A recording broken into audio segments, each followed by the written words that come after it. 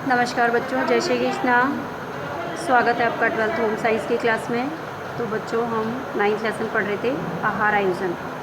बच्चों, कल हमने पढ़ा था आहार आयोजन क्या है। परिवार के सभी सदस्यों को उनकी पौष्टिक आवश्यकताओं के अनुसार भोजन उपलब्ध कराना आहार आयोजन कहलाता है। फिर हमने कल आहार आयोजन की महत्व के बारे में जानकारी ली थी। इसके साथ साथ आहार आयोजन की आवश्यकता क्यों है, इसके बारे में भी पढ़ा था। आज हम पढ़ेंगे आहार आयोजन के सिद्धांत। तो चलते हैं बच्चों टेक्स्ट बुक। तो चलते हैं बच्चों आहार आयोजन के सिद्धांत। आहार आयोजन के सिद्धांतों की यदि हम बात करें तो आहार आयोजन के प्रमुख सिद्धांत में सबसे पहला सिद्धांत है हमारा पौष्टिक आवश्यकताएं, दूसरा है विविधता, तीसरा है शुद्धा संतुष्टि, चौथा है आहार समय पूरा, पांचवा है पूरे दिन का एक इकाई माना जाए, और छठा है समय, और सातवां है भोजन की स्वीकार्यता। आहार आयोजन के प्रमुख सिद्धांत में सबसे पहले पौष्टिक आवश्यकताओं को यदि हम देखें तो परिवार के सभी सदस्यों की पोषण संबंधी सभी आवश्यकताओं की पूर्ति करना जो है करने के लिए ही आहार आयोजन आवश्यक है। अब प्रत्येक सदस्य की पौष्टिक आवश्यकताएं जो है उनके लिंग है, आयु है, शारीरिक स्थिति है, श्रम पर निर्भर करती है। और गृहिणियाँ जो होती है वो सभी सदस्यों की भिन्न भिन्न पौष्टिक आवश्यकताओं की पूर्ति करने के लिए विभिन्न प्रकार के भोज्य पदार्थों को जो है का चुनाव करती है, उनको जो है अपने आहार में शामिल करती है और आहार को संतुलित आहार बनाती है, जिससे कि परिवार के सभी सदस्यों को जो है पौष्टिक आहार मिल सके और सभी सदस्यों को उनकी आवश्यकताओं के अनुसार जो है उनका विकास हो सके, उनकी वृद्धि हो सके। देखिए बच्चों, ये बहुत ही कठिन होता है कि पूरे परिवार के लिए संतुलित आहार की योजना बनाना।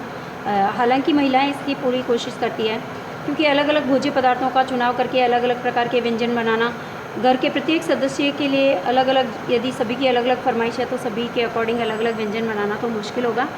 लेकिन हम ये कर सकते हैं कि सभी पोषक तत्वों को, सभी पदार्थों को, सभी भोज्य पदार्थों को हम शामिल करके और विभिन्न प्रकार के जो है वो व्यंजन बना सकते हैं, है ना। और अपने परिवार को हम संतुलित आहार दे सकते हैं। जैसे बच्चों को दूध की जगह जो है दही है, छाछ है, खीर है, कस्टर्ड है, पनीर है, चीज़ है आदि दे सकते हैं, जिसके कारण उनके पोषक तत्वों की पूर्ति हो सके।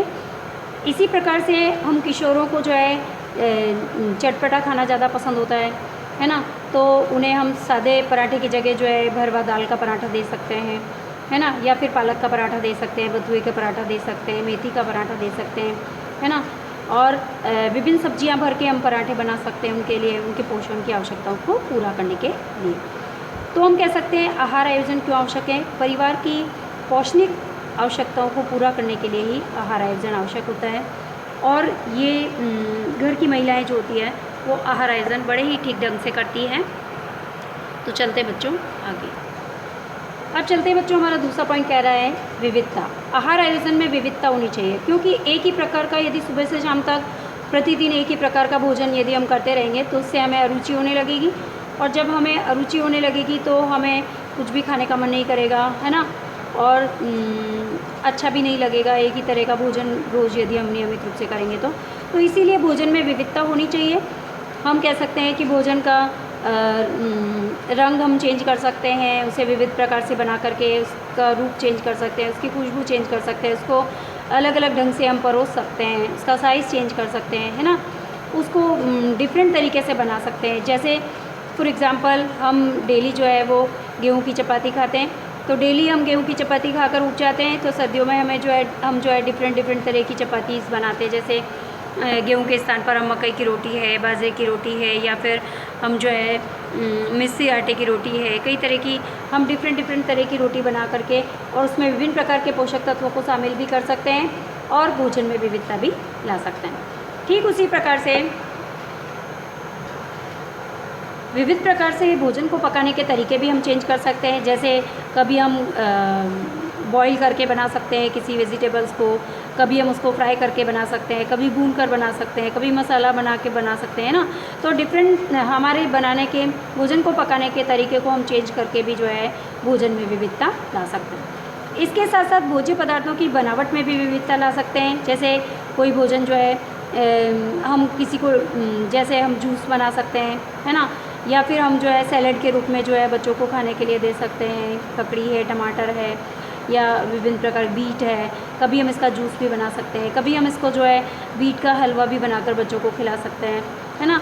तो हम कह सकते हैं कि विभिन्न भोज्य पदार्थों में विविधता, बच्चों को घर के परिवार के सभी सदस्यों को भोजन में जो है विविधता लाना बहुत ही ज़रूरी है, क्योंकि विविधता के बिना एक ही प्रकार का भोजन जो है नियमित रूप से करने से उन्हें अरुचि भी हो सकती है और जो है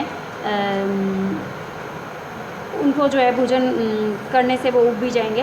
तो हम कह सकते हैं कि हमें विविधता, भोजन को विविधता से बना करके हम यदि परिवार के सदस्यों के सामने हम उसे पेश करेंगे तो शायद सभी जो है सरुचिपूर्ण उस भोजन का उनको खा पाएंगे और जिससे उनका शरीर भी स्वस्थ रहेगा, सभी पोषक तत्व भी उनको मिलेंगे। अब चलते हैं बच्चों शुद्ध संतुष्टि। देखो, आहार आयोजन क्यों आवश्यक है? आहार आयोजन सिर्फ जो है हमारी भूख को शांत करने के लिए नहीं होता है। भूख को शांत करने के साथ साथ हमको वो उचित जो है मात्रा में शक्ति भी प्रदान करे, ऊर्जा भी प्रदान करे, इसलिए भी जो है हम आहार आयोजन करते हैं। इसके साथ साथ भोजन में प्रोटीन है। अब भूख को शांत करने के साथ साथ हमें ऊर्जा भी मिले, इसके लिए हम किस प्रकार से आहार आयोजन करेंगे कि भोजन के अंदर हम प्रोटीन है, रेशेयुक्त पदार्थ है, वसा है, इन सभी चीज़ों को शामिल करेंगे, जिससे कि ये हमारी भूख को भी मिटाएगी, है ना, और इसके साथ साथ हमको इससे पर्याप्त मात्रा में ऊर्जा और शक्ति भी मिलेगी। तो हम कह सकते हैं कि हमें जो है सुबह का ब्रेकफास्ट जो है वो अच्छा लेना चाहिए और लंच भी जो है हमें अच्छा लेना चाहिए, जिससे कि हमें दिन भर में भूख ना लगे। यदि हम नाश्ते के अंदर ब्रेड या बिस्किट या चाय लेते हैं तो इससे हमें जल्दी भूख लग जाती है ना। तो हमें ब्रेकफास्ट बहुत ही अच्छा करना चाहिए, क्योंकि सुबह सुबह हमारी जठराग्नि जो होती है बहुत ही एक्टिव रहती है। हमारा स्टमक जो होता है, आमाशय, वो बहुत ही एक्टिव रहता है। उस समय सारे एंजाइम्स जो होते हैं सुबह सुबह स्रावित होते हैं। तो जिससे कि हमें, यदि हम अच्छा ब्रेकफास्ट लेते हैं, हैवी ब्रेकफास्ट लेते हैं या लंच लेते हैं, तो उससे जो है हमारे भोजन का पाचन अच्छा होता है, हमारी पाचन शक्ति बढ़ती है और इससे हमें जो है ऊर्जा भी अधिक मिलती है, हमारी भूख भी मिटती है। तो हम इसके लिए जो है सुबह सुबह पराठा ले सकते हैं, दूध ले सकते हैं, इसके साथ साथ केला ले सकते हैं, शेक ले सकते हैं, है ना। तो अच्छा हैवी ब्रेकफास्ट हमें लेना चाहिए। तो इससे हमें शुद्धा की संतुष्टि भी होगी, साथ साथ हमें जल्दी भूख भी नहीं लगेगी और अच्छी शक्ति और ऊर्जा भी हमें मिलेगी और हमारा परिवार जो होगा वो स्वस्थ रहेगा। देखिए बच्चों, आहार का समय भी जो है आहार आयोजन का एक प्रमुख सिद्धांत है, क्योंकि हमारे परिवार के अंदर कई प्रकार के, हमारे परिवार में बहुत सारे सदस्य होते हैं।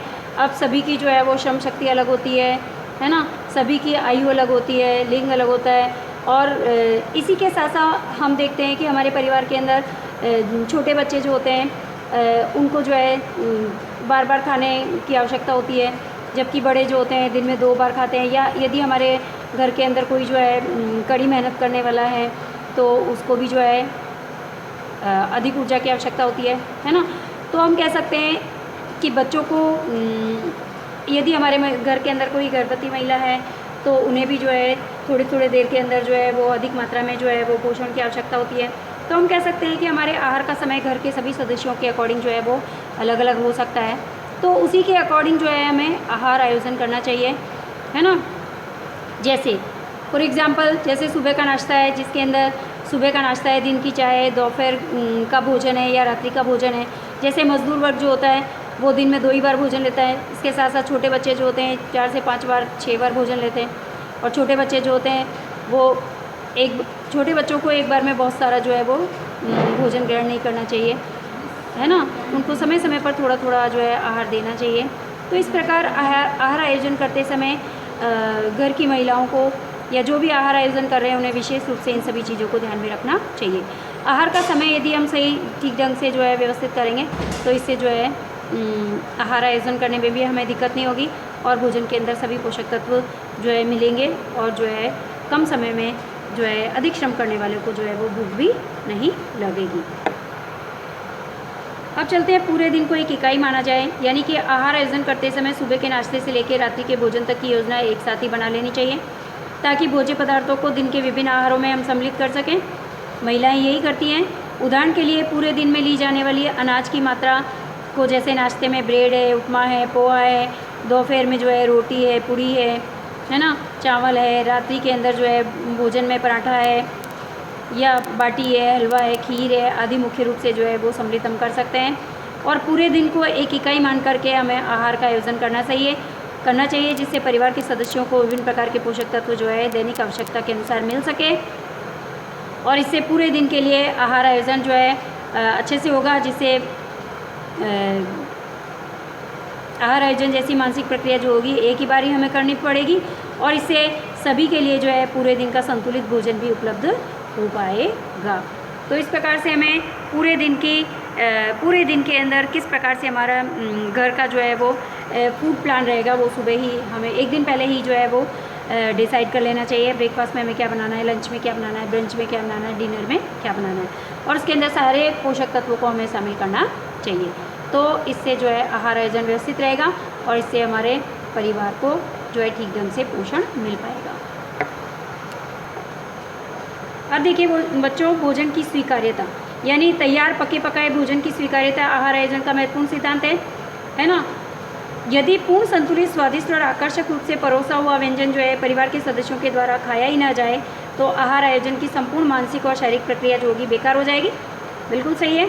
यदि हमने बहुत मेहनत करके बहुत ही सुंदर तरीके से, बहुत ही अच्छे तरीके से कोई चीज़ बनाई है, या हमने खमन बनाया है या फिर केक बनाया है, और यदि उसको परिवार के सदस्यों के द्वारा नहीं खाया जाए समय पर, तो क्या होगा, हमारी सारा जो है श्रम और समय और सब व्यर्थ हो जाएगा।